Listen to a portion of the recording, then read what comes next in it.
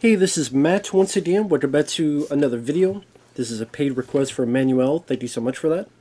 For those interested in requesting any type of videos, it could be a random topic, movie news, tier list, ranking, could be a movie review, re-review, commentary, reaction, video game playthrough, whatever the case may be. I will get to it as soon as I can. PayPal is the best way to do it, and if you do that, make sure to use the family and friends option. Always PayPal takes a cut of it. I do have a Patreon and a CashApp because people have asked about those. All those links are down in the info box, and I will get to it as soon as I can. And for those who sent them, thank you so much. I really appreciate it. I truly do. But Manuel requested me to do a commentary on the 2009 Friday the 13th, and I will be watching the theatrical cut. He didn't say which version. I figured I would watch this because this is the cut I saw in the theater. The killer cut does include extended gore, but yeah, I just figured I would watch the theatrical cut. This is how I experienced in the theater. In the theater, I enjoyed it as well. And hey, why not? I don't know if... See, that's the thing with streaming services. Not sure which cut they'll have. Maybe more have the killer cut, but it seemed like more that I saw had the theatrical cut. But either way, so the theatrical cut is 1 hour and 37 minutes. I'll pause the beginning. 3, 2, 1, pressing play. So we have the New Line Cinema coming up. And yes, the 2009 Friday the 13th, I saw this in the theater. It was a fun theater experience. People really got into it. To be honest with you, I rarely saw people do anything in the theater each time I went. At least the areas I was at, whether it be the few times we went in Iowa or even in Texas. But this is one of them, and people are like, yeah, you know, it was kind of a entertaining experience that helped with the enjoyment of the movie. But of course, it's directed by Marcus Nispel, who did the Texas Chainsaw Massacre 2003 film, and I do like that movie. I saw that in the theater as well. I love the original Chainsaw Massacre, but I did like the remake. And this one, yes, Michael Bay produced it, but usually that's a bad thing. Ninja Turtles Out of the Shadows, The Hitcher, Nightmare on Elm Street. But this is one of the few that he produced that I do like. And so, of course, this is a reboot. So in a reboot, we need to, at least in their eyes, tell the audience again the first movie, which they do in this series of flashbacks, where there's the counselor and the mother's going to get decapitated. I do remember being leery with this beginning because I did not think the acting was that good with these two.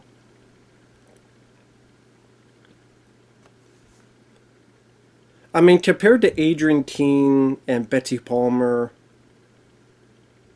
this just doesn't add up. So, even as a guy that likes this film, and I do quite like this movie, this opening, like I said, it's definitely no Betsy Palmer, it's definitely no Adrian Keene. I'll put it that way.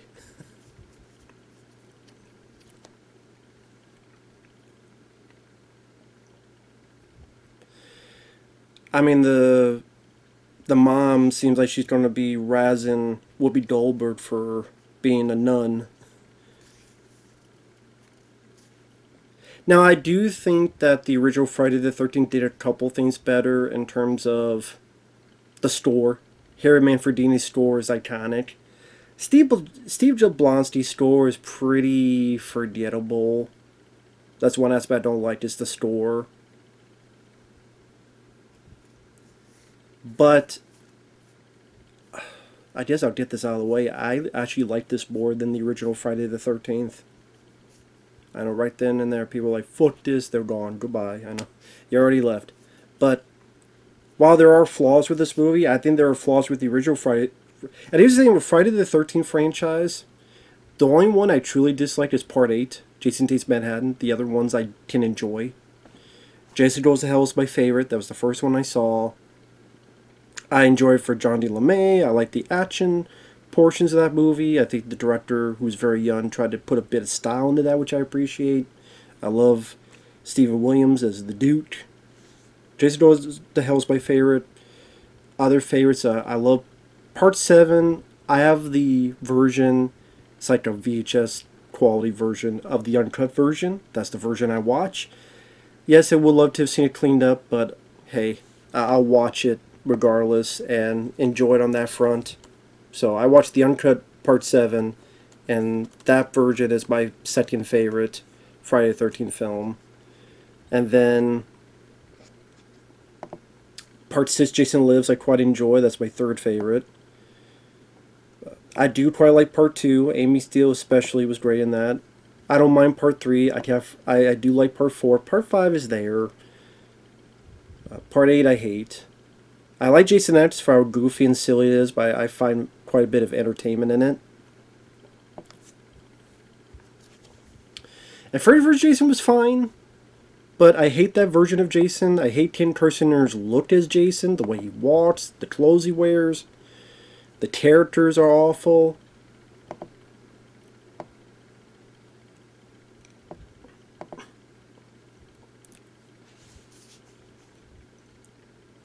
Now this guy here talking on the left hand of the screen without the glasses. Well, he's not there anymore. I recognize that guy. He's got the little bandana. That's Bren Foster. And the reason... no, Bren Foster. I'm thinking of another actor. Ben Feldman. Ben Feldman's... I don't know. It's not even in this movie. Like, who the hell is that? Ben Feldman. It's like I try to make Ben Feldman and Ben Foster in the same thing. Ben Feldman, again, the guy with the little headband.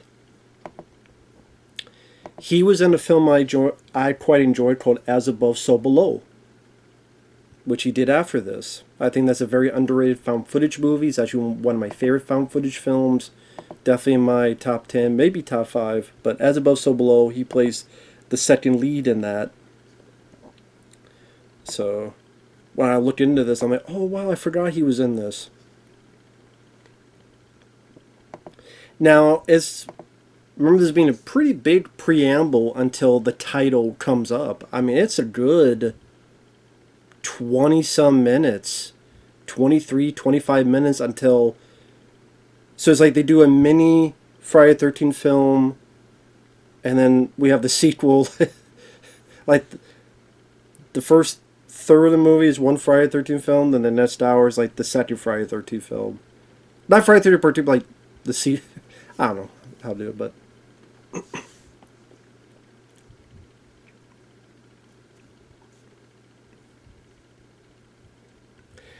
I know a lot of people do not like this film. When the film came out, it did well at the opening box office because we had not had...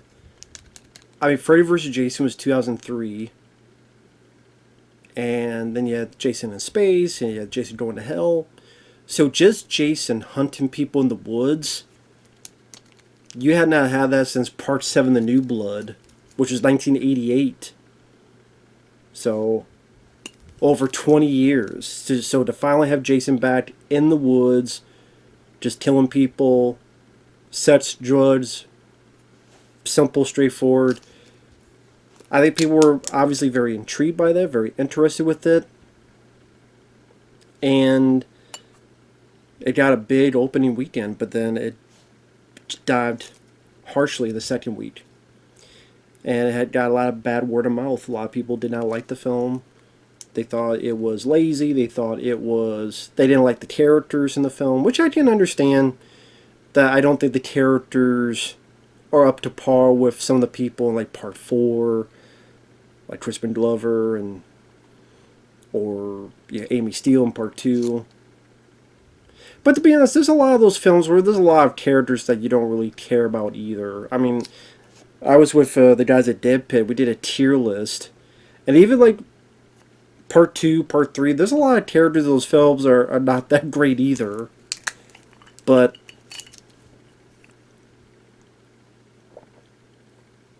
I said I don't mind that guy, Ben Feldman, as Richie.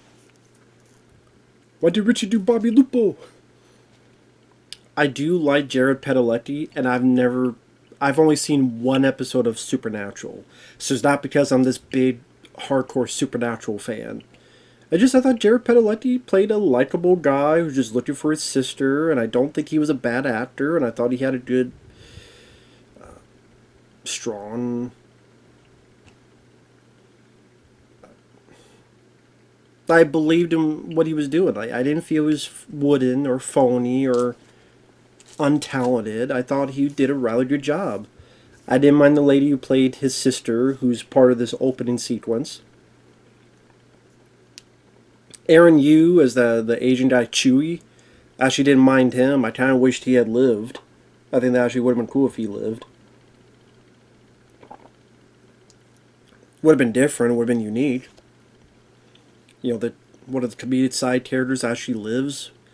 You know, that'd be a nice surprise.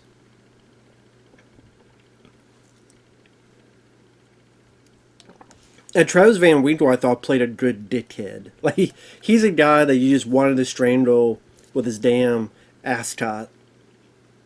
I think he had, like, the Freddy, like, Scooby-Doo ascot. And I think, like, Marcus Nispel, like, he did what he was supposed to do. He gave people a film where you had the nudity, you had the sex, you had horny teenagers. Great-looking ladies, I gotta say that. This is definitely one of the more nudity-filled Friday the 13th films. Which, think about it, they had gone away from that in a long time. I mean, think about it. When was the last Friday the 13th film before this that had quite a bit of nudity? Part 5? 6 didn't really have any nudity. 7... Well, Jason Goes to Hell did. You had that one sex scene, which ended when the girl became a wishbone. So, Part 9. I find that funny. People say, like, Friday the 13th films was about this violence and the nudity. 2 of the films, well, technically 3 if you consider Part 5, have, like, the most nudity. 5, 9, and this, and then they were some of the most hated. I forgot this song was in it. I actually like this song. Yeah, doesn't he find like the weed? Or no, it's been a while since I've seen this, so I'm not going to remember all the details.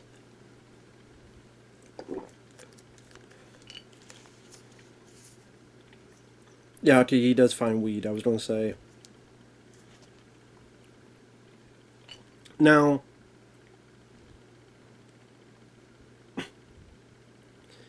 it gets like a 5.5 on IMDb, which I think is a bit low. Like, it's hard to rank the Friday the 13th films. Like I said, Jason Goes to Hell is my favorite. Then 7, the uncut version I watch, is Part 6. This might be in my top 5 because I thought it's short enough, 97 minutes. You got your nudity, you got your kills, you got your violence. I like Jared Padalecki. Derek Mears, I think, did a fantastic job. Even this, I love the look of him. And just Jason felt intimidating in this. He did. I like that look. I think that look, I like Friday the 13th Part 2. Don't get me wrong. I think this look of Jason does look better than when he had the sack on in Part 2. Just the way Derek Mears played him and just how fast he was and just felt dangerous. And from what I heard, Derek Mears is like the nicest guy. And it's a damn shame he never got to play Jason again. And he never will, because this was 2009, which is crazy. So that's 2009, 19, 15 years ago? 19, 20, 22, 15 years old. This movie is 15 years old. Holy shit. When did this come out? It was the summer, right? Oh, February. I forgot this was February.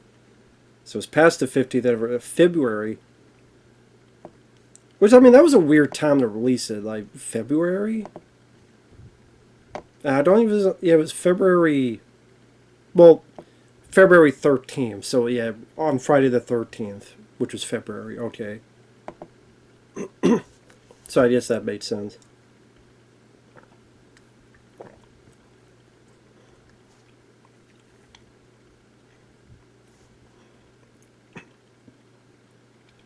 Yeah, but I thought Jared Mears did a fantastic job, and again, it's a shame he never got to play Jason again. And I think this film gets a bad rap. Like I said, it's flawed. Like the very opening, I'm not big on the, like I said, the one with the Mrs. Voorhees and stuff. The music by Steve Jablonsky is very forgettable. I mean, when you compare it to Harry Manfredini's score, there's no comparison. It's just very generic sounding score. But the cast, again, I think for a lot of those Friday the 13th films, there are select people that are memorable, like Crispin Glover. I mentioned Amy Steele and others, but a lot of them are filled with some pretty generic people. And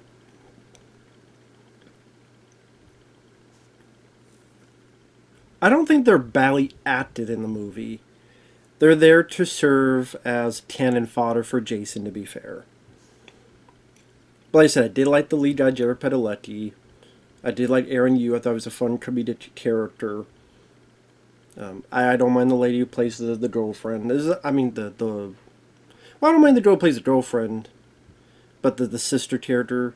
Like I said, there's not a lot of depth to it, but to be fair, that's pretty much 99% of characters in Friday the 13th is they don't really have much depth. Because you gotta wait for the 6th.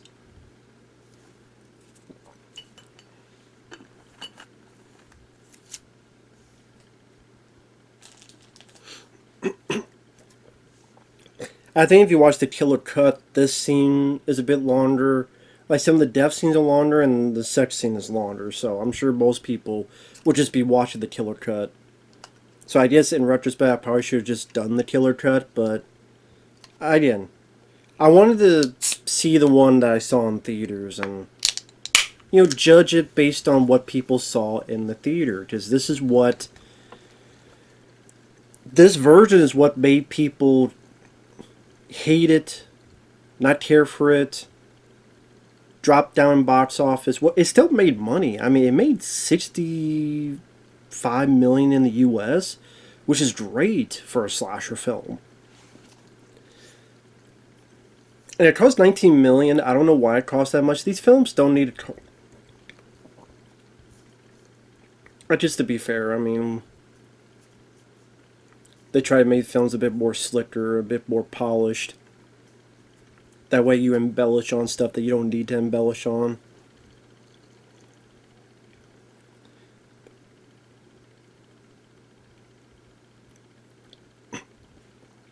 But there's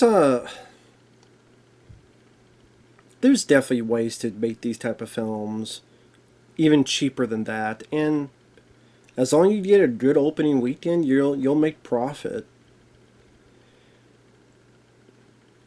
But Sally, you did not get that. And then it got into this whole legal lawsuit thing between Victor Miller and Sean S. Cunningham. And remember they were going to do that TV show, which I think, well, maybe they're not doing it anymore. I heard they're not doing it anymore.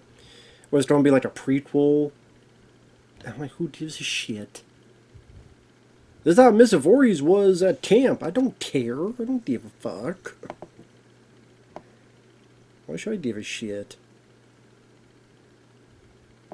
But that's just me.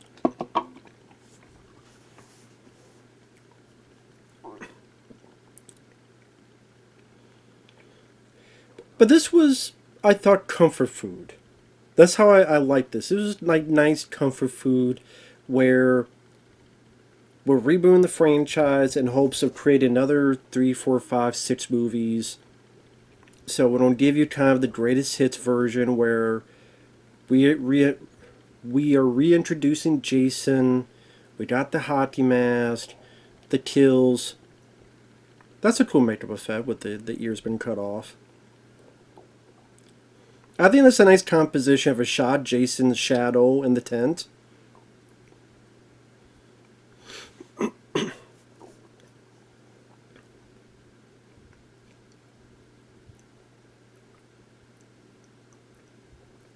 And yeah, Danielle Pearl shot this.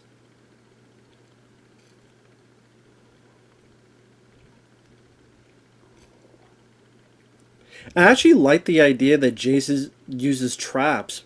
People had a bug up their ass about that. Why does Jason use traps? Who gives a shit? Why not? I mean... And then, like, the girl gets burned. They go, oh, that's too mean. I'm like, people get killed in these movies. You thought it was nice when... You know, where's the saw? You know, where's the corkscrew? You think when Jason stabbed Crispin Glover's hand with a corkscrew and then did this, you thought that was nice? No, he burned a girl up, which I've never seen Jason do that before. I've never seen Jason hang someone in a sleeping bag and have them burn. Okay, that was an original death for Jason to do. I like the traps. I don't see what the issue is. Think about it. If Jason is living in the woods all this time, how do you think he ate? He would have to catch food, right? Animals? How would he catch animals? With his dick? And bop them on the head with it? No, he would use traps. Live off the land. Eat these, made the Billy Goat puke. Which I know that was either like Derek Mears or someone mentioned how a little bit of First Blood Rambo wanted to put with, which I'm fine with that. I mean, hell, Rambo Rap for Life, of course. I'd be fine with that. Because you got Jason's mom's head, just like we saw in Friday the 13th Part 2.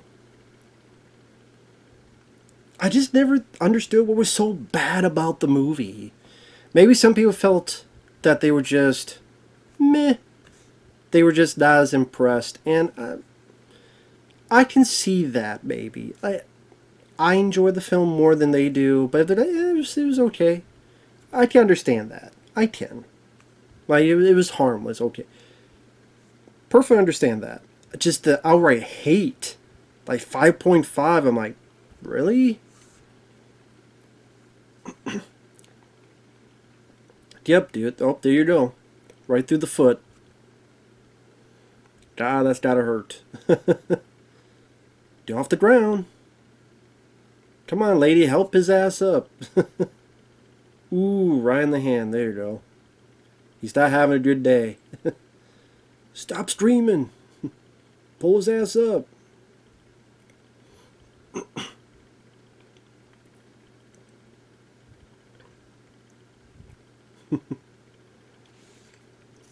James is like, I need to talk to you for a minute here.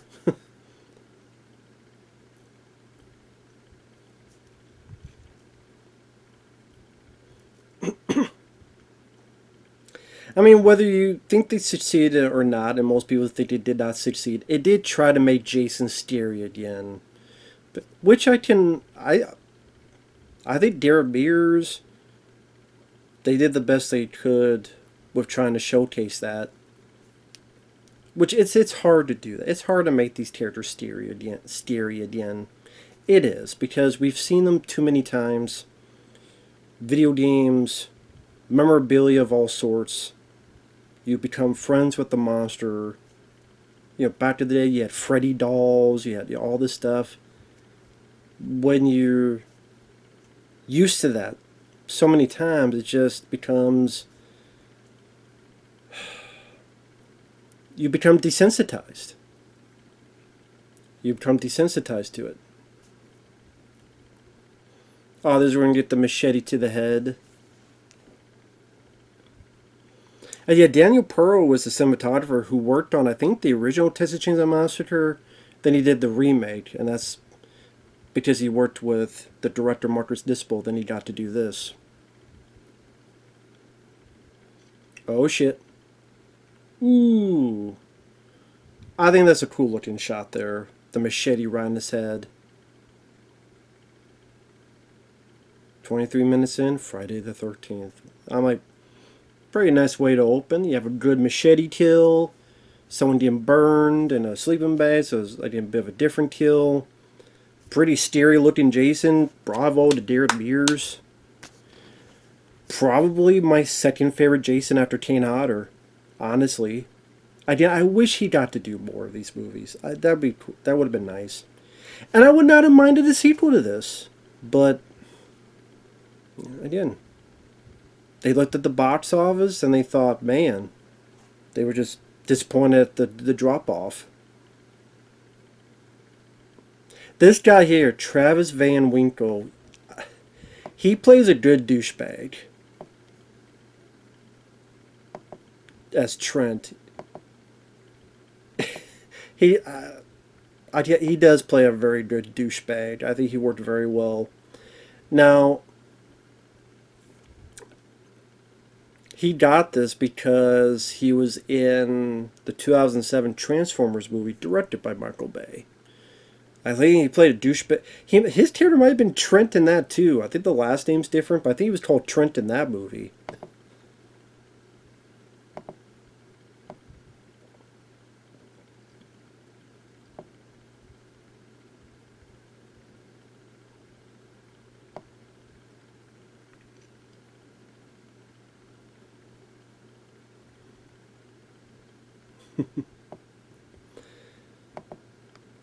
I mean, just like the girl in Part 7, The New Blood, she was a good bitch. Travis Van Winkle was like a good douchebag. I think he works well.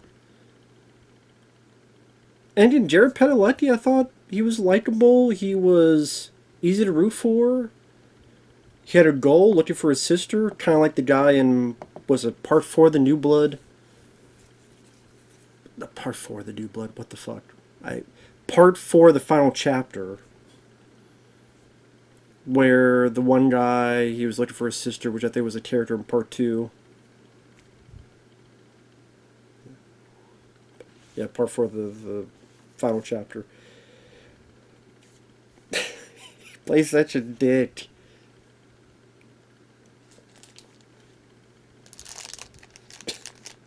So you want to be friends after this? You want to hang out?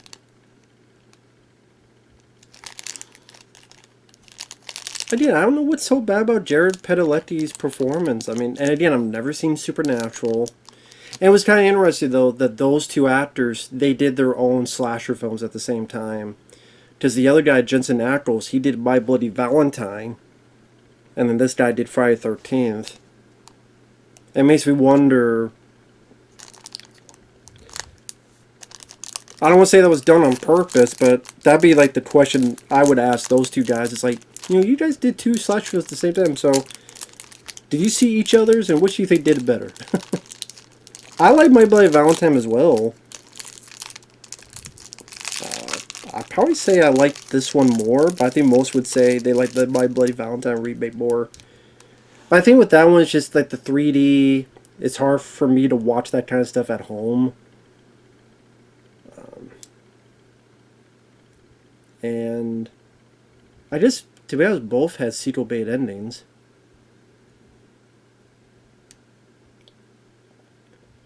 Oh, the sheriff here. This guy, I recognize, it's Richard, what's it, Birdie or Burgle?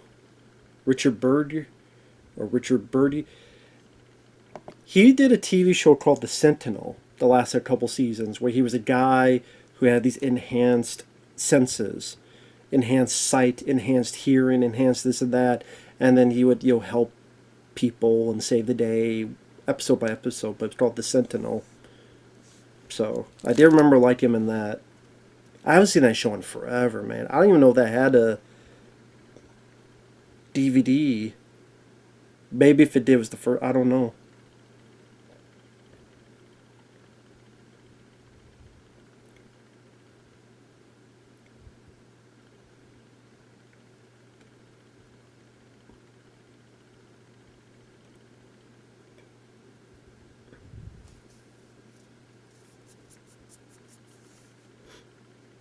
Sorry, I'm listening to the dialogue.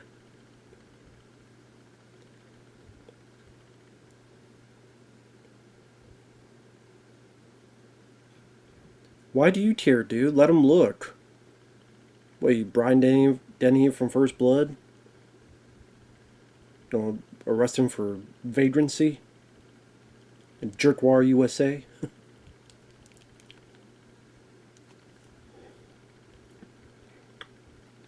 I mean, obviously you're watching this, so you know the film. So it's not spoilers, but I remember when this girl that becomes the girlfriend, I know it sounds stupid now, but I was surprised she got killed off. Because, yeah, think about it. Most survivors in Friday the 13th is either the girl or the girl and her boyfriend. So instead, it was a brother and sister that survived at the end. And I thought, okay, that was actually kind of a nice little different dynamic. Just like Jason Goes to Hell, it was a guy and his ex-wife and the baby. I mean, it was nice to have a little bit of a different dynamic.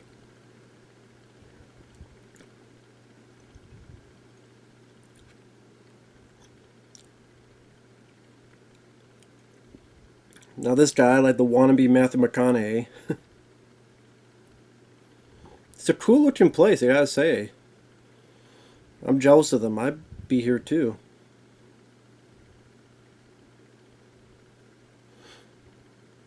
Yeah, McConaughey. Alright, alright, alright.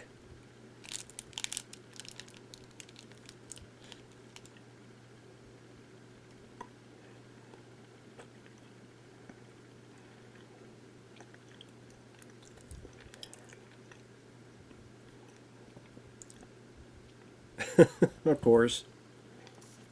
That looks.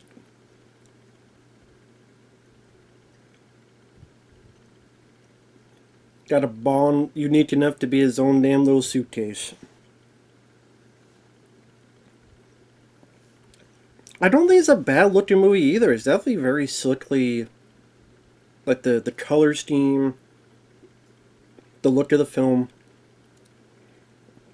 I'm not noticing like a lot of filters used. Maybe there are, and I just compared to other films, I don't think there's that many filters being used in this.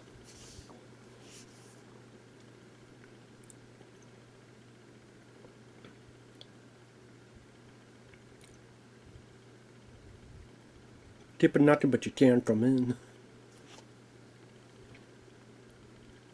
But yeah, with Friday the 13th, I first saw Jason Goes to Hell. That was the very first one I saw on VHS tape, where you actually had the unrated cut.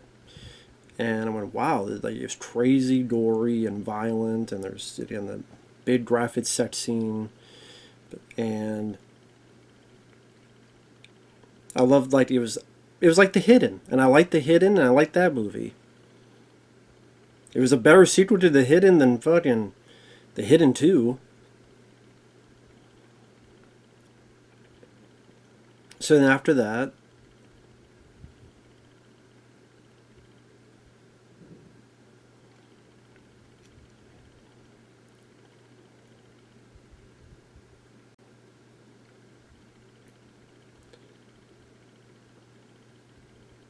now this girl you could probably call like the Crazy Ralph of the movie. Just without, you're doomed, you're all doomed.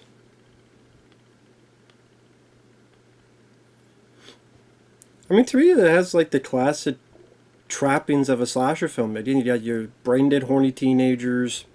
You have your older person giving the word of warning. You do have your kills. And hell, like, this is more violent than a lot of those slasher films in the 80s. I mean, if you look at like Final Exam, or God, I'm trying to think of like other 80s slasher films. Okay, The Prowler is very violent, and that film sucks. Crappy story, crappy characters. It's got gore, but it doesn't have nothing else to it.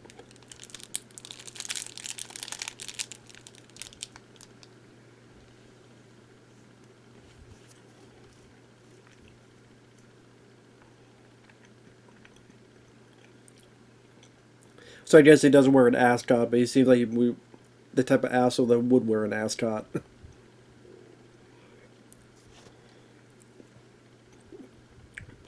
But I guess I mean like especially the more mid to late '80s slasher films where a lot more of the gore is being taken out because the MPAA was being much more stringent on slashers.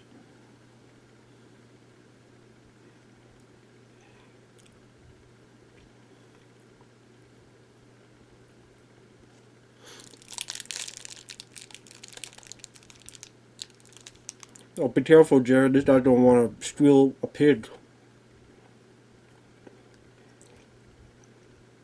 You don't think you're Ned Beatty. Be careful.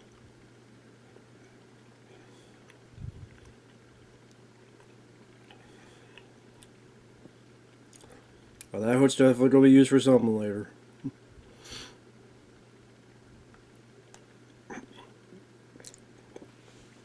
I mean, actually, this whole place will be our finale. So they set this up so it doesn't come out of nowhere. Jason's going to have the chain wrapped around the neck and go towards that thing.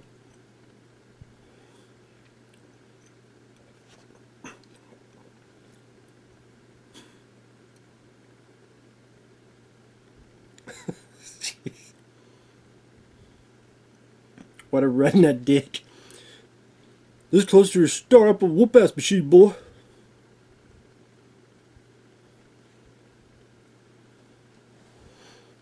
Okay, Billy Bob, what you gonna do about it then? Mr. Teen of the Hill? Got any propane?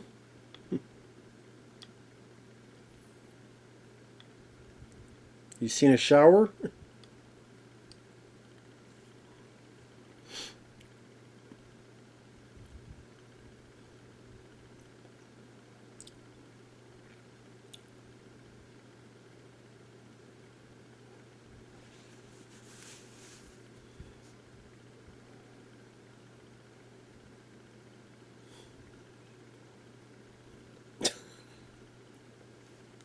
That's a terror. Seems like it would be in Friday 30 Part 5.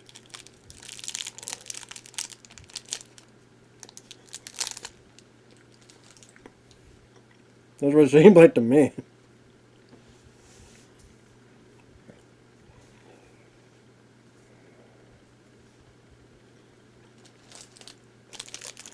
I don't need to go shit with you, buddy. You do your own fucking self.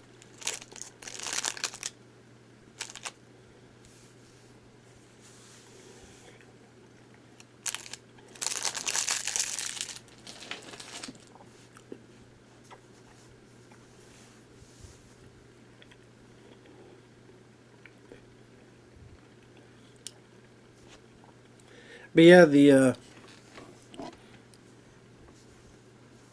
sorry, I didn't want to choke on it.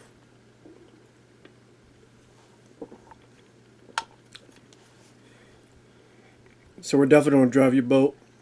We're going to...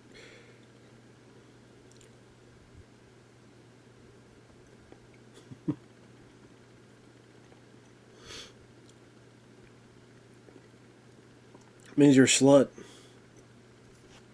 Which I'm down for. I like sluts.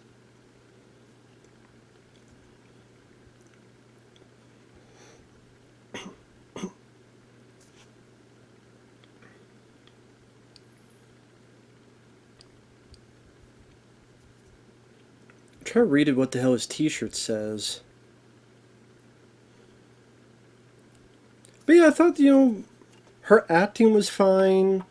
She seemed like a person who cared. I think what it is with a lot of these terrors, they don't have that, obviously it's a newer film. So it's not going to have that 80s bit of business, but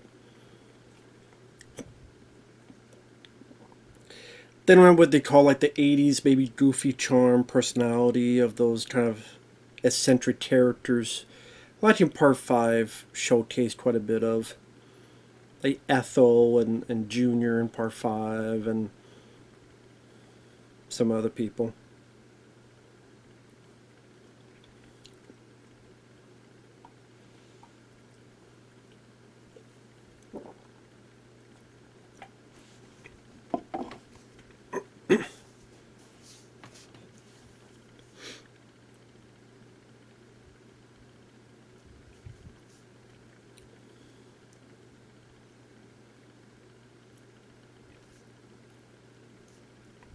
See, this guy's just a fucking dickhead. Just something about it just makes me laugh about him.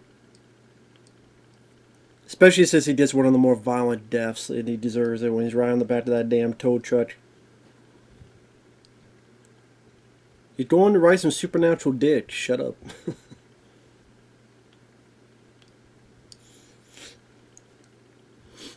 Sorry, I did not do cocaine. This is got this itch under my damn nose. And yes, the itch is inside, but I'm not going to hit my nose in front of a camera. Maybe I should do cocaine. It fits that itch then. I mean, it's Friday the 13th film. I guess it would fit.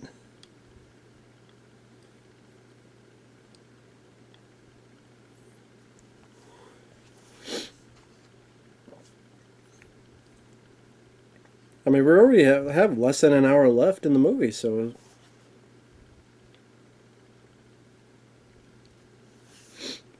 I don't think it's that slow or boring. And then we're going to get Jason back. And he's going to get his damn hockey mask.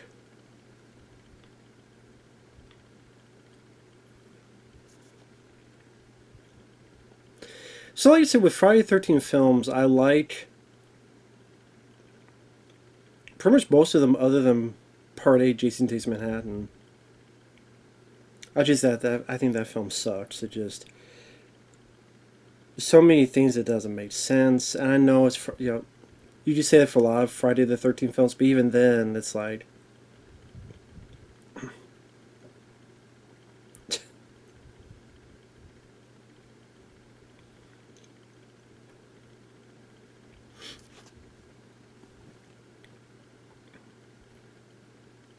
the first film, I don't think it's as great as people make it out to be. I think it's okay. Tom Savini, Betsy Palmer, and The Door. Those are three things that made that film successful. Now, granted, some people just say, well, those three things alone are better than this movie. You got a point, but I just think as an overall whole, I like Jason more as a killer than Mrs. Voorhees. Especially the way Derek Mears here plays it. I like the characters more. As in, I like Jared Padalecki and even some of the side characters like Aaron Yu and them. And I like Adrian Team, but everybody else, I think, is kind of forgettable. Even Kevin Bacon, he has a good death scene, but I mean, his character is pretty generic, other than he's Kevin Bacon.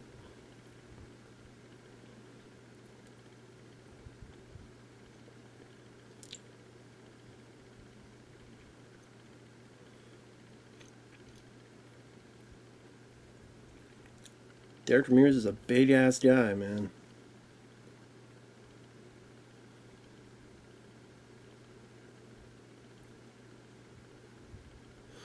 You're still tight as ever. Yeah, he's a big-ass guy, man. Look at that.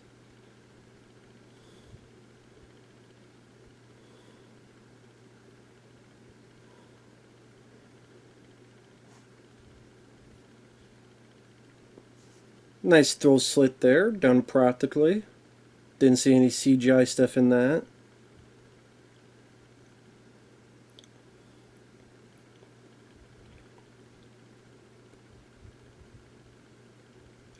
Lo and behold. Got a little bit of light in there, as if it's called fate, called luck, called karma, like it's meant to be.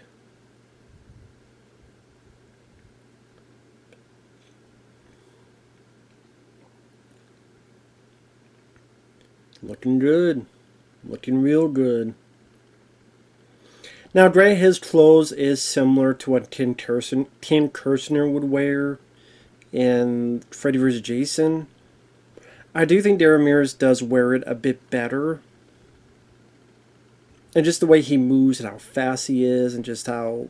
just brings a certain bit of danger, I feel, from him compared to some of the others.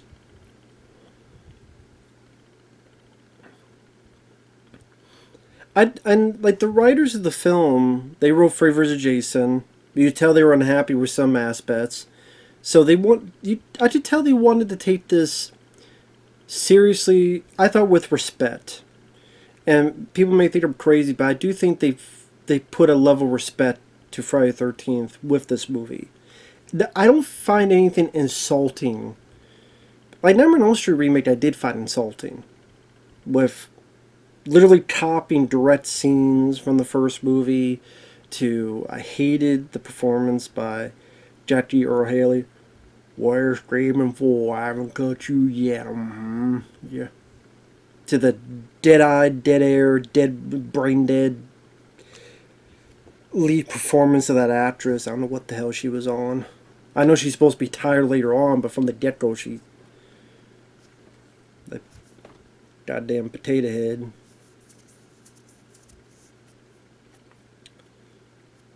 Hey, topless skinny dip. I mean, topless Waterstein. I'm down for. That's unique. You've never seen a Friday the 13th film with topless Waterstein. So I'm down for that.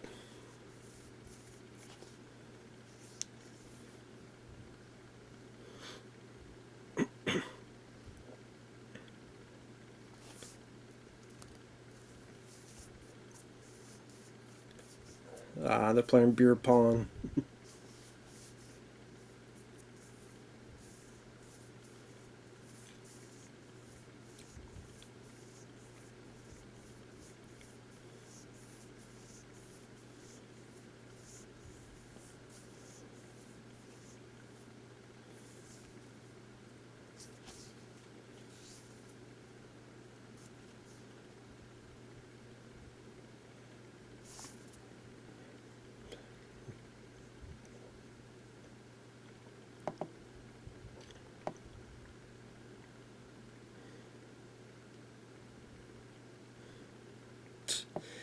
Jesus, that guy's crazy. I'm not... You're a madman drinking from your own damn shoe. I would pour in the guy's fucking face. Since he doesn't want to follow the damn rules. Does this guy get an arrow in the head? Well, there you go. That's a cool kill. I don't care. That looked really cool. That was, I thought, a good use of CGI. Because it's hard to do that and keep it all in one shot. But I actually thought that was pretty effective. I do. I thought that was good. That was a nice kill there. We've never seen that before. We never see an arrow in the head. I thought that looked really cool. So, I know people want to say he has no inventive kills. I mean, there's a first film, arrow through the neck, but not arrow in the head. From a bow and arrow.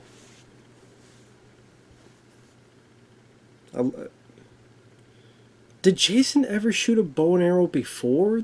In part 3, he shot the harpoon into the girl's eye. So that's the closest.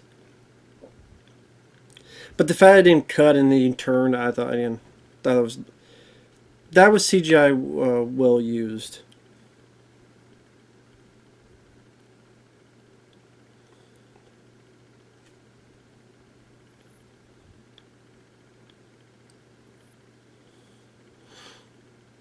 I never understood this, like, people got pissed, again, to repeat myself, like, he uses traps. So what? What's wrong with him using traps? Oh, this is another good kill. It's the machete. I think there's a bit of a build-up. It's like the machete right into her head. Another good kill. And he raises it big enough to show her boobies. Show her titties. Which, I think I remember people did like a chuckle out of that. It's like, we know why you did it. It's like, okay. That's like, we know. You get your death and your sex. Here it comes. There you go. It's like he's trying to lift it. He tried to pull it off, so that's why it's revealed. But we know why it's revealed for the titties. But like that, like I said, this has good deaths in it. Jason is great in it. I thought the cast did what they needed to do. And then they maybe they're not the most personality eccentric cast of the Friday 13th franchise, but I think they're better than anybody. You know, Friday vs. Jason cast I think is way worse. I like Person in the New Blood, but a lot of those other characters you don't really care about, like the guy with the military jacket or the guy's like drunk and I got you. He went downstairs to get a beer in the fridge, and I don't remember his name. I just he did that.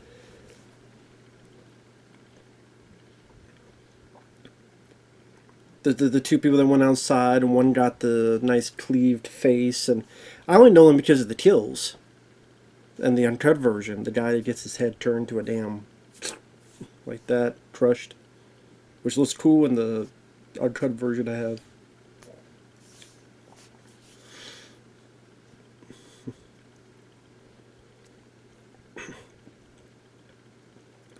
Well, there you go. That was Jason's room. You see he had a little bit of an archery trophy. A little bit of archery trophy, so a little bit of how he learned that. But not just the traps, but like the, oh my god, there's underground tunnels. How dare they do that? And I'm sitting there going, so you don't want it to do the same thing, but then you don't want it to do different things. And hey, I know I understand their argument in terms of just because something's done different does not mean you're going to like it. Hell, Michael Bay produced the Ninja Turtles 2014 film. That did different stuff, and it was fucking garbage. For a variety of reasons. Some may feel the same as garbage for a variety of reasons in this. We're just on different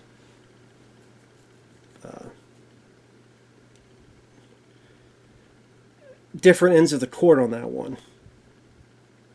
Where the differences in this, I have no issues at all. I think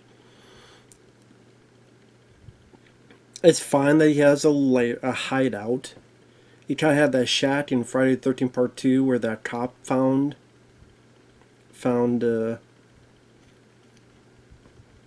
well, where the mother's head is at. And it's at the end of Part 2 with Amy Steele. The underground tunnel stuff, I'm like,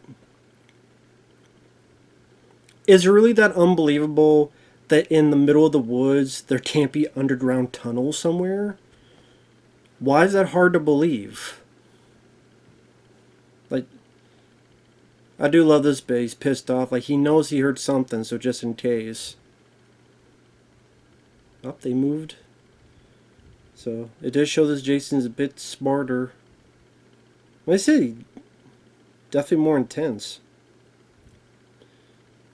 Okay, 2, don't be showing your damn face right there. Hide it a bit better. Just saying.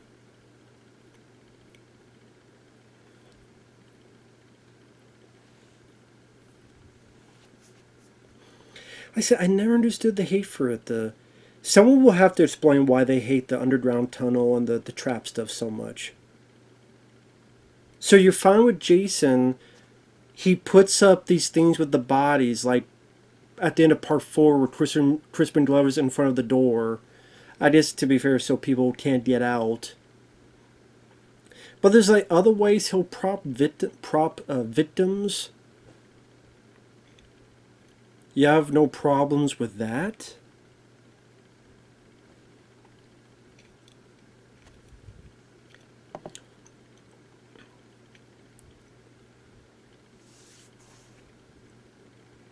Again, what's wrong with him having this layer bit? I don't understand. Like, okay, that's something a bit refreshing. That's something we haven't seen before. So it doesn't feel like a carbon copy.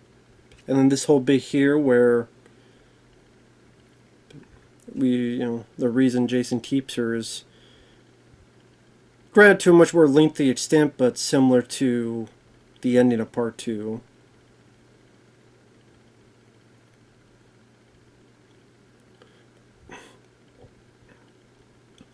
One of the things I did not like in the killer cut that I remember is that sister, she like escapes, then Jason just catches her again and brings her back, and it just, I didn't think that was needed.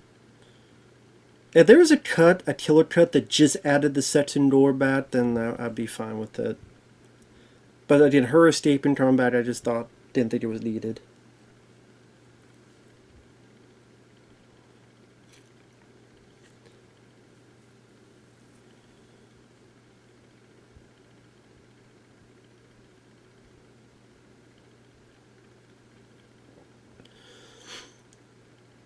Can you imagine if they changed it where Jason kept her for sex?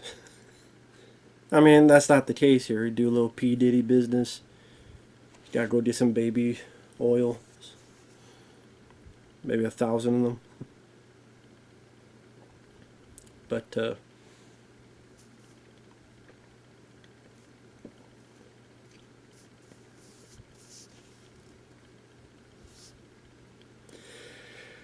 again, it's like, okay, that's always the trouble with movies. And again, there are movies that try to be different that I have hated as well. So I do get that to a point as well.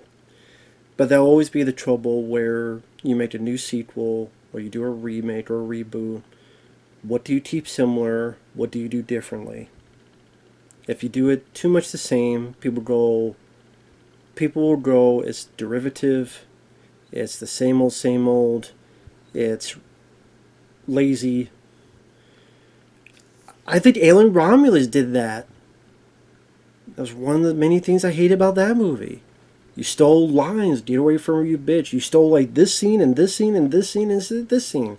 But yet people love Alien Romulus, but this is so awful.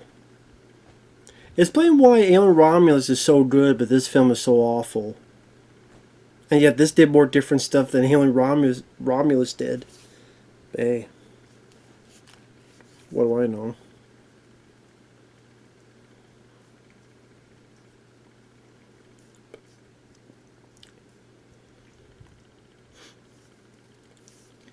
I said I never thought this film was as bad as people made it out to be. Never did.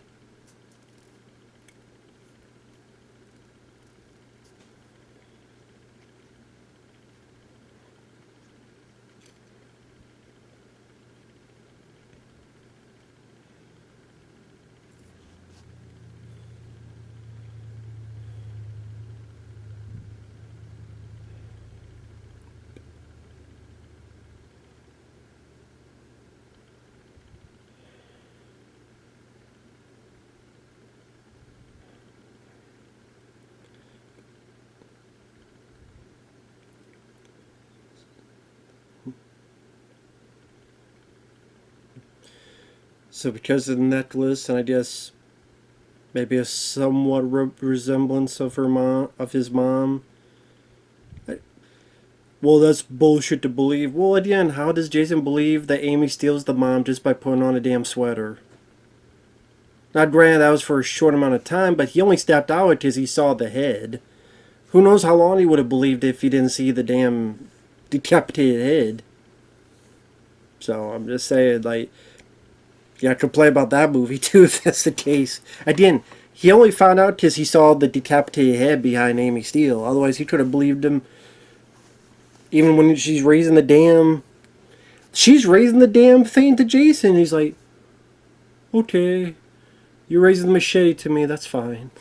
So, but I mean, we let that go and just go with it. So, you know what I mean? Just saying.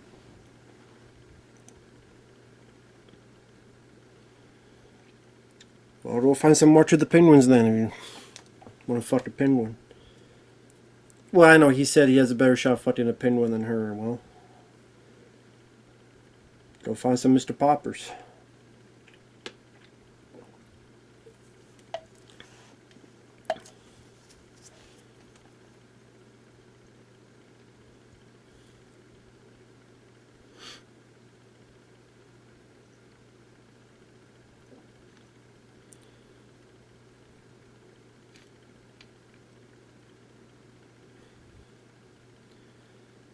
Be one big happy cliche.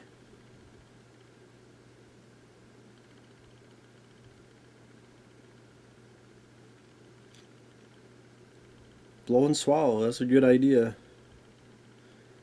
What the fuck?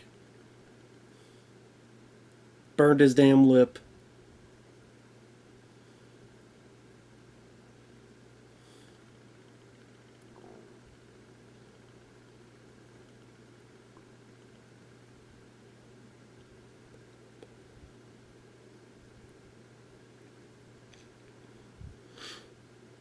Oh yeah, this is where he gets killed, which is too bad. I kind of wish he was in the film longer.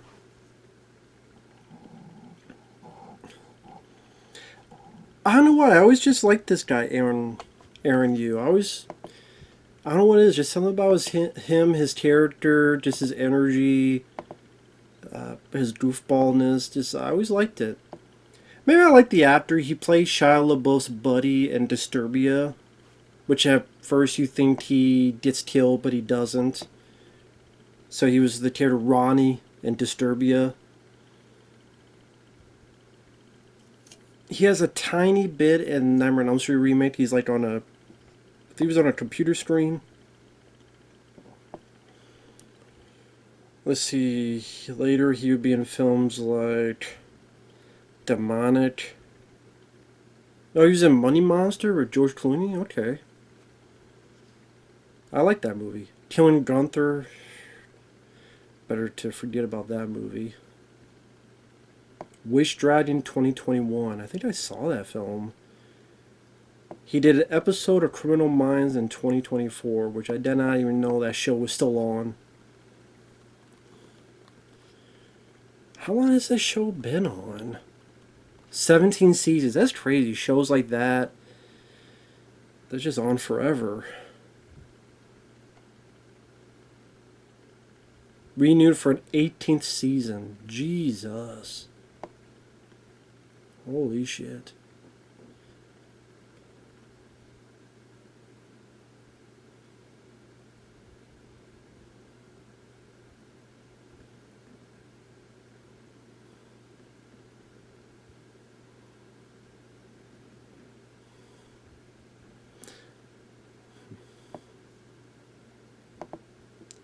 Oh yeah, I think that was... Oh damn.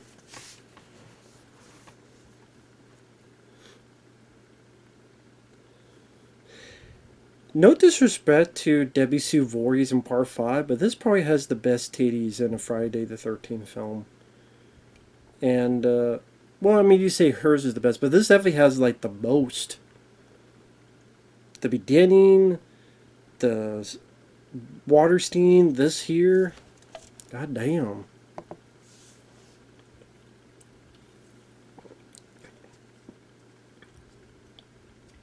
Come on, don't settle for the catalog.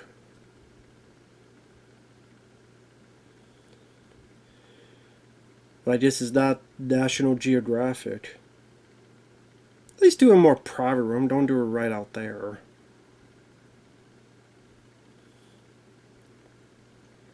Yeah, he's watching you. Yeah, go somewhere else.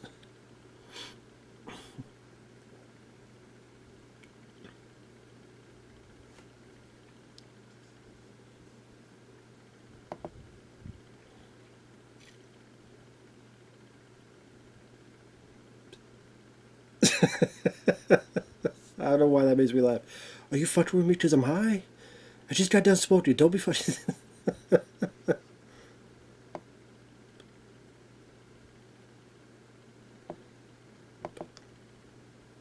Well, at least they called the cops.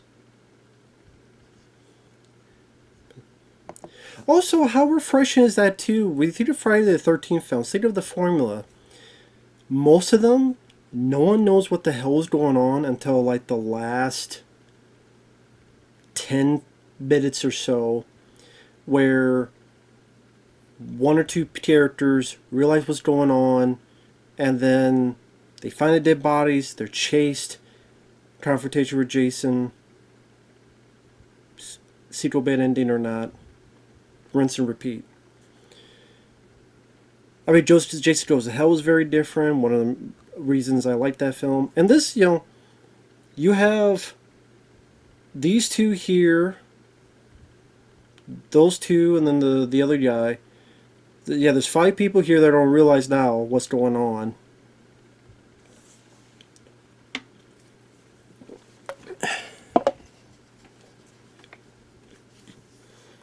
Well, to be fair, he's not going to believe it, and she's going to wonder what's going on and get killed as well, so.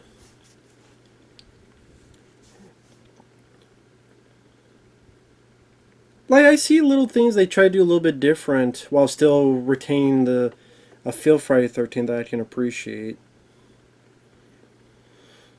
I just compare a lot of the other remakes and a lot of the other reboots. There's definitely a lot more harmless. Like the Hitcher remake, the Jacob's Ladder remake, the Thane prequel, which was just called The Thane. April Fool's Day remake. Again, just I like the goofball nature. He's playing hockey and he actually broke the damn light. I see like what someone would do. Let me just try to sweep it with the damn hockey stick.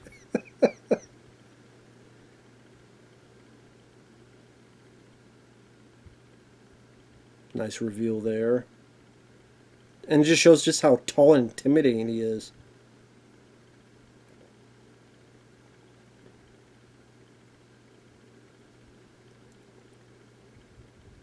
Of course, he thinks hockey mask, hockey stick.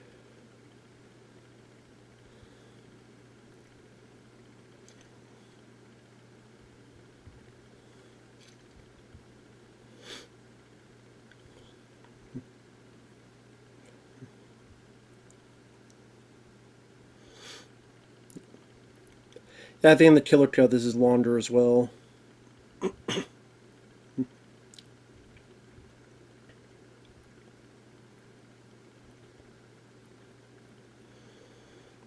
Ooh, nice up close shot of that. That just feels like it hurts. Nice blood gurgling from the mouth. Ooh. You just feel the pain in that. And it's too bad, because I actually liked him. I wish he was in the film longer.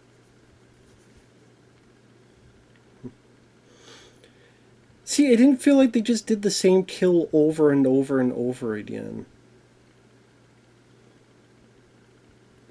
Which I appreciate.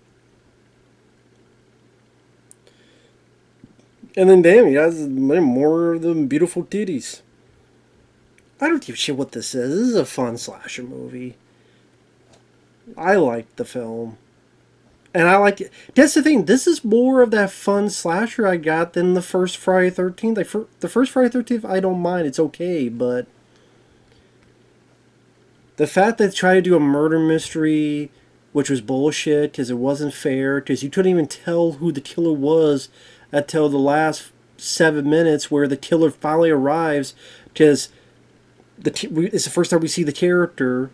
So what kind of murder mystery is that when there's no way to solve it because the person doesn't even arrive till 7 minutes left of the film?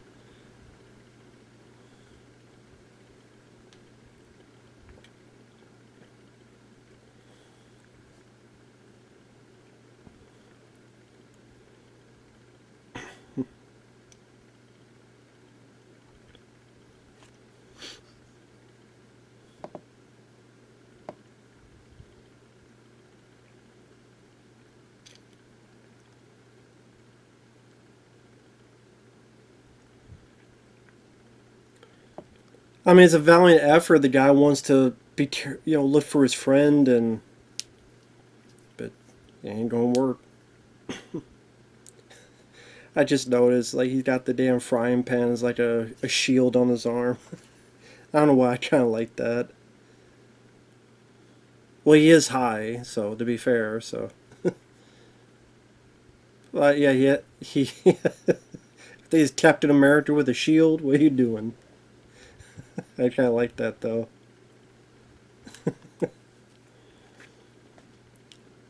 But I mean, it's a valiant effort. I mean, if what would you do for your friend? Would you take the chance and go out there try to find your friend, or just you go either way? Like, okay, it's smarter to stay inside, but then won't that seem like you're being very selfish or be very what kind of friend are you? So it's always that tough thing for a writer. We know it's dumb. Okay, we know it's stupid for him to go outside. because we know the guy's dead. But there's no way he can know the guy's dead. So do you take the risk, and what if your friend's hurt? What if your friend is goofing around? What if your friend is just lost and you could save him? Do you take that chance and help your friend who you know him? Like, okay, for me, I have my friends like Mike and Effrey and Mark and Aaron and Wes and stuff. I would take the chance. Michael, Fabio, I would take the chance. Because I care about my friends. But then if it's a movie, people go, no, you dumb fuck, he's already dead. Just stay or you're going to die too. That's always the tough thing to handle with a script. It's just like, what do you do? How do you approach it? It's very tough. Just like, one half the audience will hate you for it, no matter what. So, what do you do? What do you do?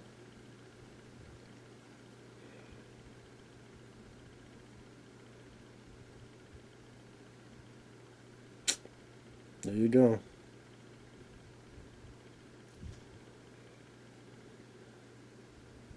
He is quick. Like he said, he is quick. Ooh, nice.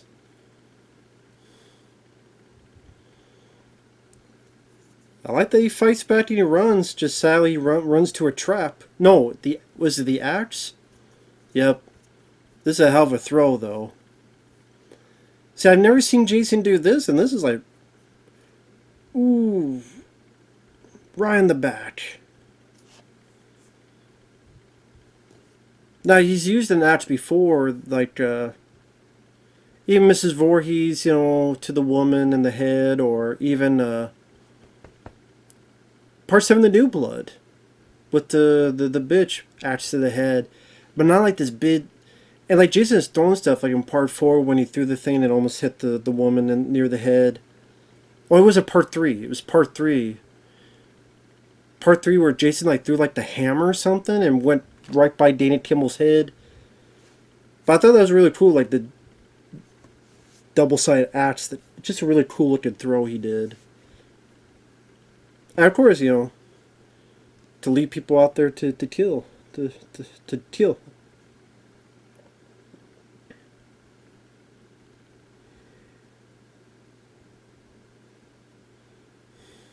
Ooh. There you go.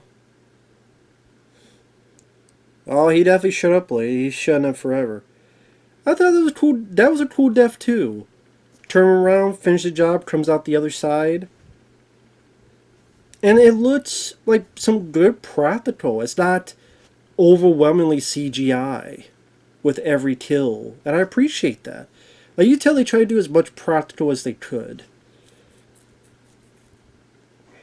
So yeah, I don't get the fucking hate for this film. I really don't. That's a nice shot. Jason up top there.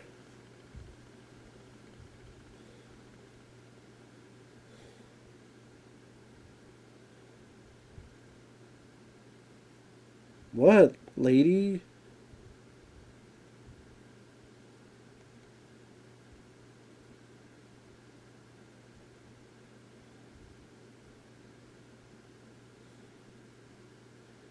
Hey, what do you want, lady?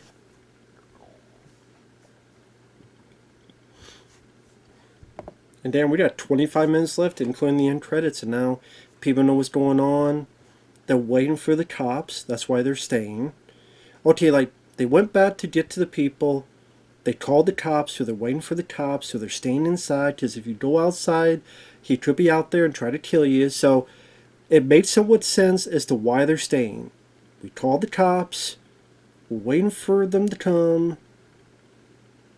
There you go. Only someone did not think about the window.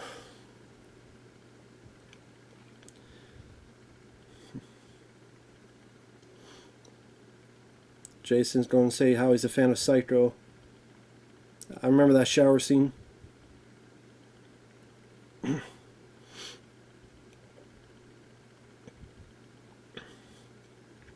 Oh shit.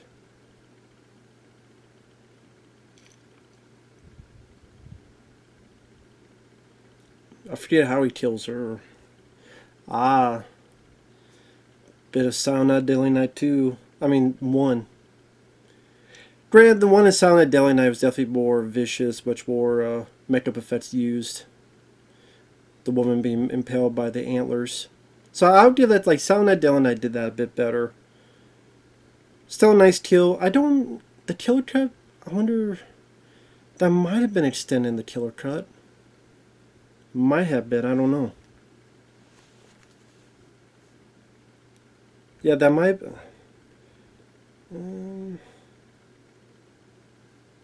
Oh, here comes the cop. Ain't gonna help out though.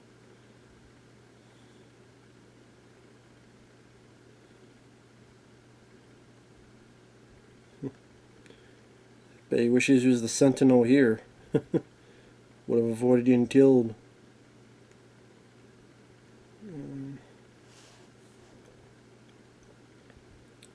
Let's see if I can find.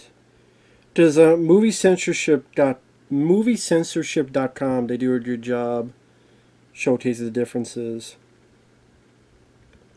Oh wait, here comes the kill here. I like this kill too. Just like the way the camera goes from here to there, from left to right. Boom. How they did it in one move, and you see the eyeball at the end of the poker. I thought that was a really cool shot. Because they try to make it all in one take. From here, it goes in, and then there's the eyeball. So.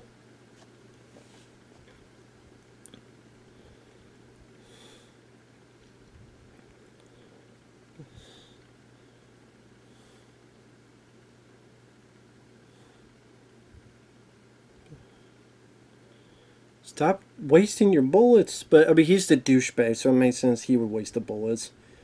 I mean, let's be honest, he's the guy we definitely want to see get killed. So, of course he would waste the damn bullets.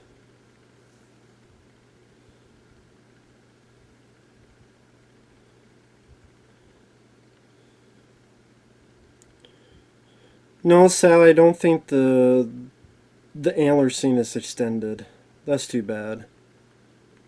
That's when it would have been nice to see some up-close shots of the kill.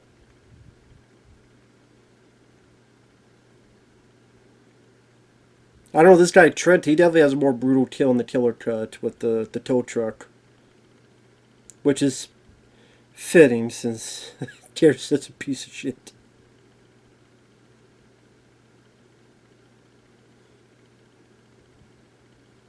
Oh, shut up, dude.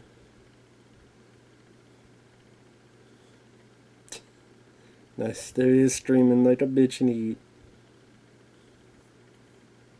Yeah, you better run.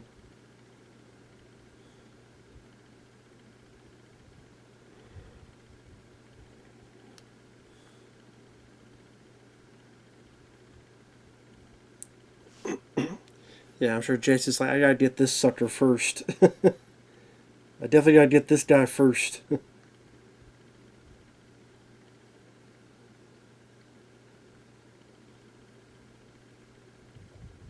What the hell did you say?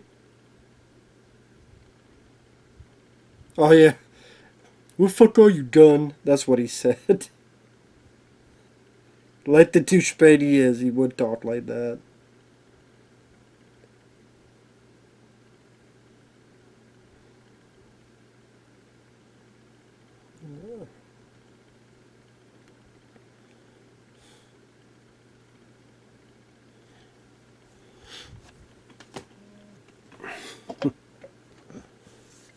Yeah, come on closer. She's your friendly neighbor.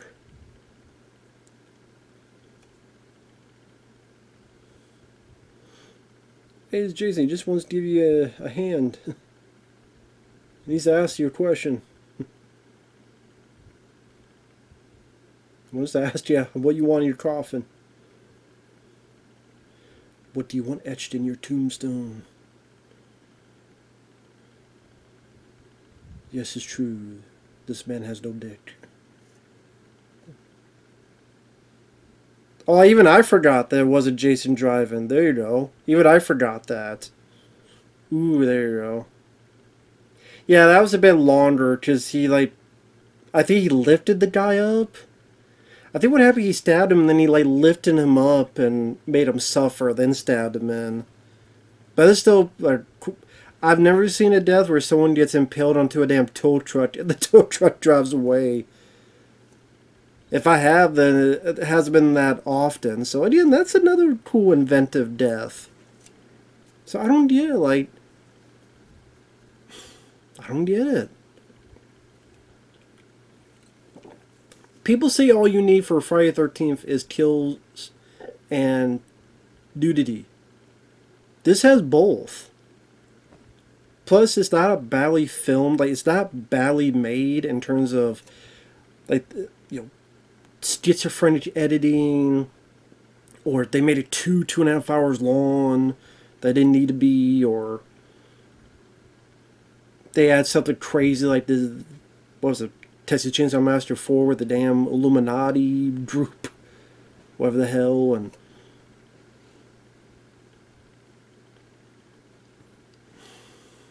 I don't know.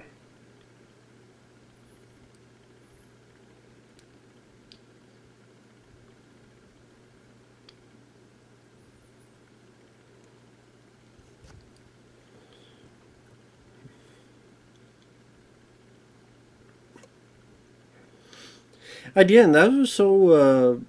Again, when I first saw this in the theater, I remember when the girl, it's not really his girlfriend, but when this other girl here by Jared gets killed, I remember going, "What the? Oh shit! I didn't see that coming." I think because it just takes time to adjust this other girl. Like, it's the sister. She was at the beginning, but then other than that one scene, she's not in the film for so long that now we have to kind of, as an audience, kind of reattach ourselves to this character who is not a brand new character, but almost by the point she comes in, it seems like a brand new character again.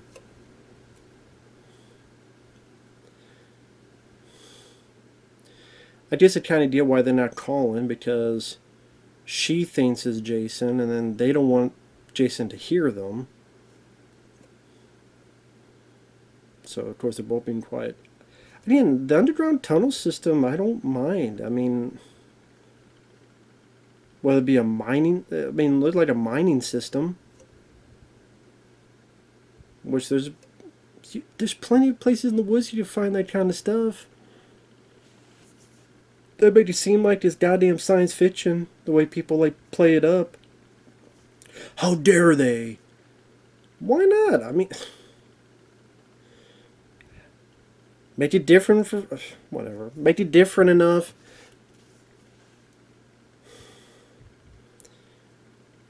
I mean, you could argue that other than Mrs. Voorhees being the killer, the first 4 Friday the 13th films were almost the same movie.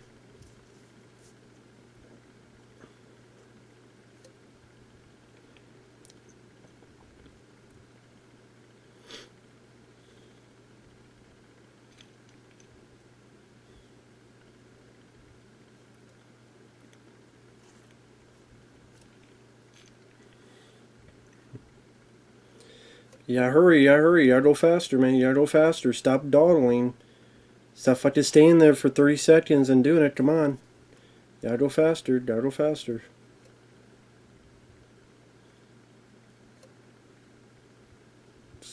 Stop sitting there, come on, we gotta go, we gotta go, we gotta go.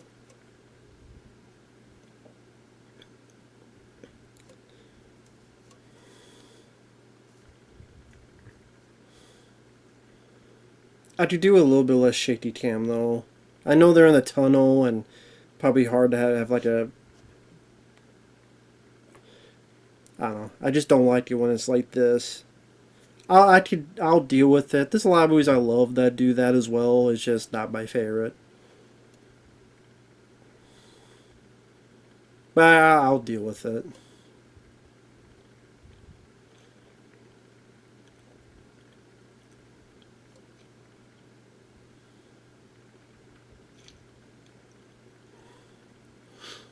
Come on, just break the shit. Come on.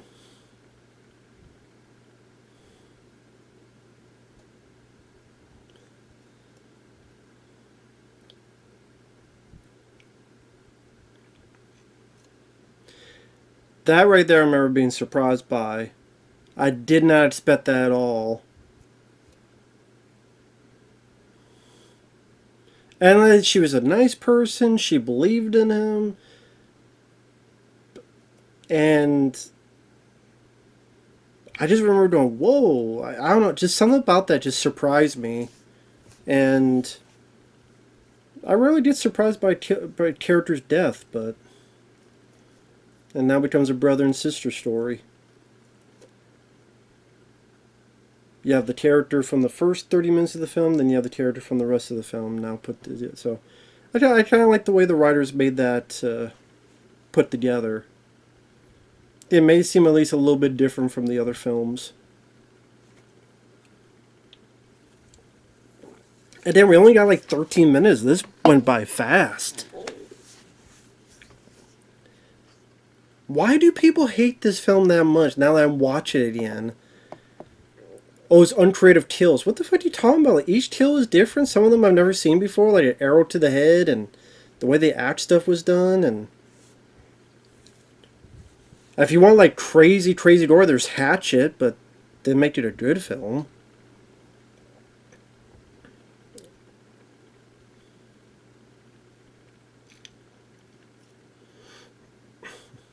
Damn, Jared Padalecki got knocked the hell out.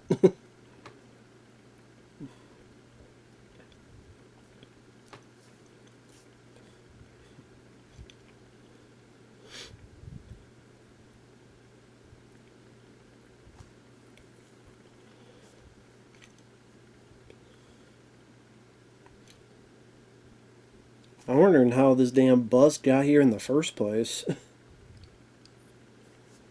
I guess to be fair, there's a lot of times where it's like, oh, it's not working anymore, so they just junked it somewhere. They don't want to go through trying to sell it, and we'll just leave it here and get over it. That's a hell of a kid that makes Jesus stumble that much.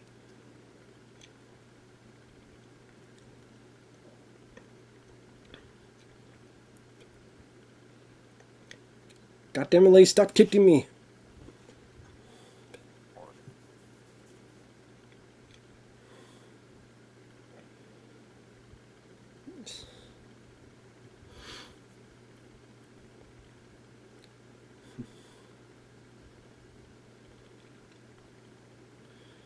Marcus Nispel, I don't think did a whole lot after this. He did... What did he do after this? I know in between this and Texas Chainsaw, he did Pathfinder with Carl Urban, which I didn't mind. It was like a kind of a, I think it was like a, we call it a Viking movie.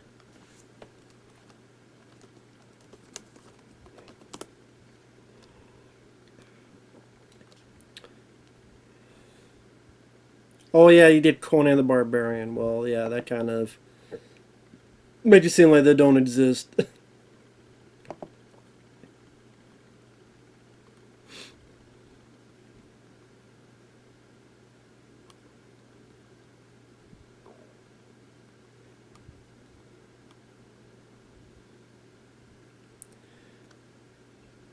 Yeah, like natives versus the Vikings. Hey, don't worry, he's just a big fan of Supernatural. He just wants a hug. There you go. Get the hell out of there. Come on, man. Get your ass up. Come on, you got aim, buddy.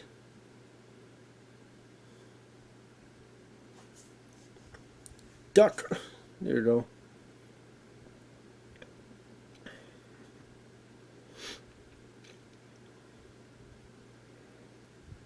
At least he's trying to fight back. Kicked him in the nuts. That's what John D. LeMay did. It worked out for a little bit.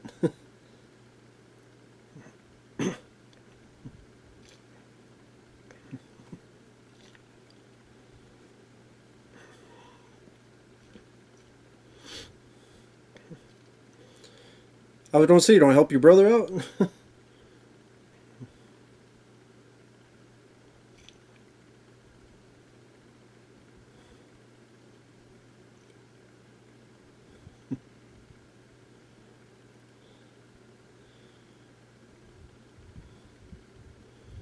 So this is definitely the Amy Steele Part 2 take on it.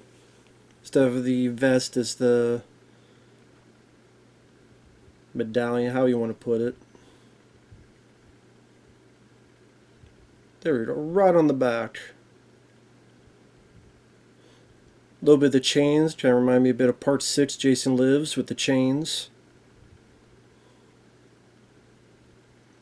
Brother and sister work. Now you got the hanging bit, kind of reminds me a bit of Part 3.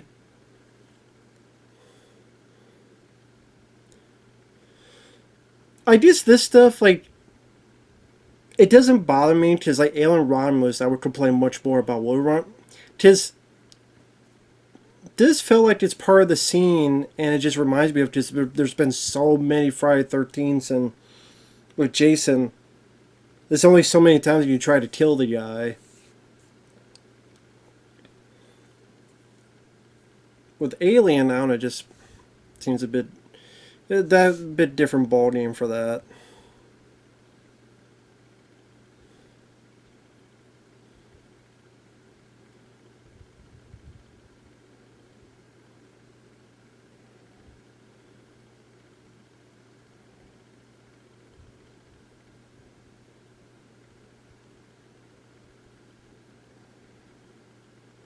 It is. Shitty line. That is a shitty line. Say hi to mommy in hell. I'd rather just have her say nothing. Her saying nothing would have been perfectly fine to me. So the back of his head got chopped up. He got stabbed in the chest. I don't know why. I don't even know why they didn't just leave him there. Why the hell did they even put it here at the lake? Or hell, cut his fucking head off. I would, just to make sure. Cut his fucking head off.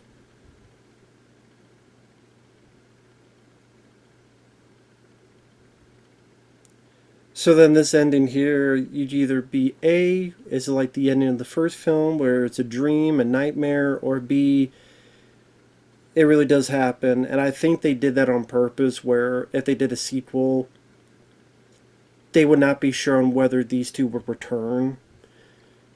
This is my guess. If they did return, then it's a dream. And they're off doing something else. If they don't return, then they got killed all, well, however they want to put it, and, you know.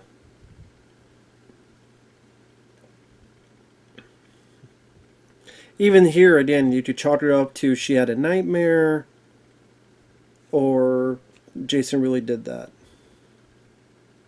And I'm only saying that because the first film, it ended on that nightmare scene, so... But again, to be fair, the reason they ended like that is, hey, sequel, sequel, sequel, sequel, sequel. Which there never was a sequel, so... Kind of becomes a fruitless venture to have that ending. So I don't really like that. Because I hate when they do sequel bait endings and then they never do the sequel. I would rather you not do this sequel bait ending at all.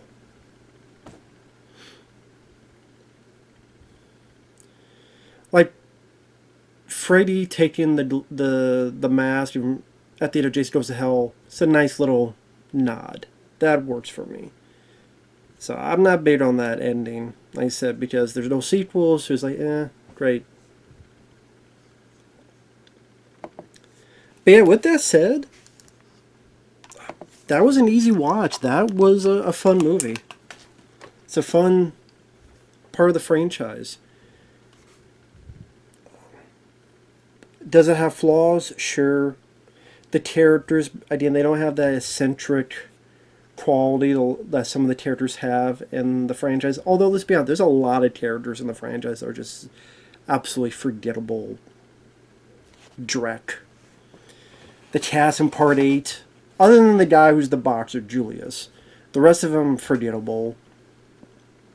I like Jared Padalecki. I don't mind the girl that plays the sister or the Aaron Yu.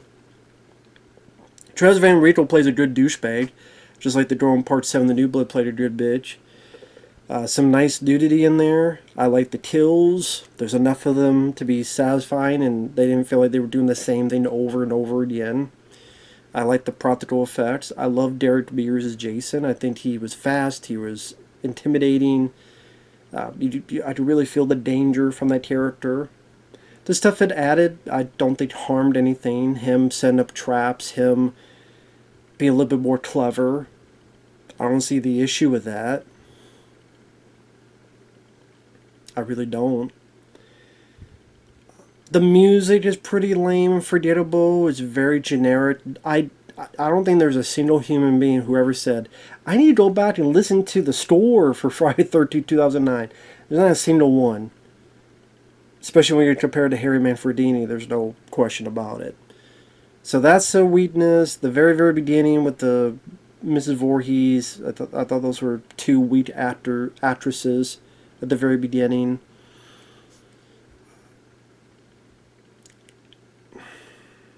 That line, say hi to mommy, it's a stupid line. Should have just taken that out. It's a cringe. Like, that's what people don't know. I wish Aaron Yu had lived. You know, it would have been like a different type of a character to be even more unique, to come through by the end of the picture, shake things up a little bit more. But overall, I thought it was a good reboot. I thought it was a good start. And sadly, that's where it ended. And 2009, like I said, it's been 15 years. And there's yet to be another one. That's why you have so many of these fan films. Type of Friday the 13th fan film, you will find a shitload.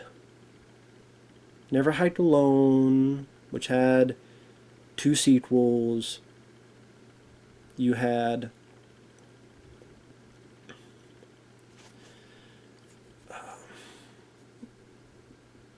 Roseblood, I think it was called, based on Part 7, The New Blood. Although that looked really boring. It just looked like they're just having a damn therapy session, and Jason shows up at the very end. There's, I think, one called Vengeance. There's a shit ton of them out there. Because people are dying for another Friday the 13th. When they eventually make one, just Jason killing people, it will be a hit. Doesn't matter how bad or good it is, it will be a hit because people are crying out for one. They are. Hell, Halloween films, 2018 and them made money. And there were less people crying out for that than Friday 13th, so. To me, I'm just tired of franchises. If they were never made again, I would not shed tears. But if forced by gunpoint of the horror franchises, if they said tomorrow, why don't we make another Friday the 13th film with Jason, I'd be like, okay. Because it's hard to screw up a Friday the 13th film. Kind of like it's hard to screw up a French fry. Because they're French fries, but it's hard to screw up a French fry for me. Most French fries I like. Just like Friday. There's most Friday the 13th films I like. It's hard to screw that up. So, take that for what you will. I say that, but mark my words, they'll find a way. I say that, and lo and behold, they will find a way. I don't know what that way is. Maybe made Jason he was a trans kid who got bullied for being trans, and then he gets killed, but then he comes back, and if you're trans your body, you're safe, but if you're not, then you're dead. Be some fucking shit like that. There you go. That's right. He'll be a trans kid that died, and then he'll be like just going after revenge, and he'll be like a heroic character. Hey, you never know. So with that said, thanks for watching. Take care, and we'll see you guys later. Bye-bye for now.